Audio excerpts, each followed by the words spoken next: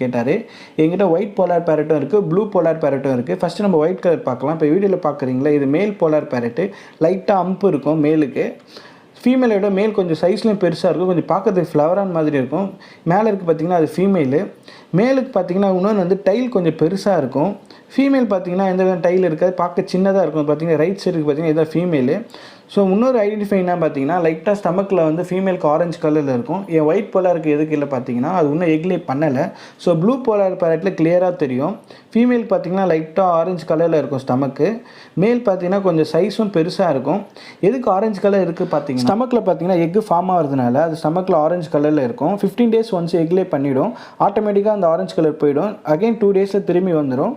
மேலுக்கும் ஃபீமேலுக்கும் இவ்வளோ தான் டிஃப்ரெண்ட் இருக்குது. ஓகே கைஸ், இந்த வீடியோ உங்களுக்கு யூஸ்ஃபுல்லாக இருக்கும்னு நினைக்கிறேன். ஏன்னா டவுட்னா கமெண்ட் பண்ணுங்கள். நெக்ஸ்ட் வீடியோவில் பார்க்குறேன். பாய்.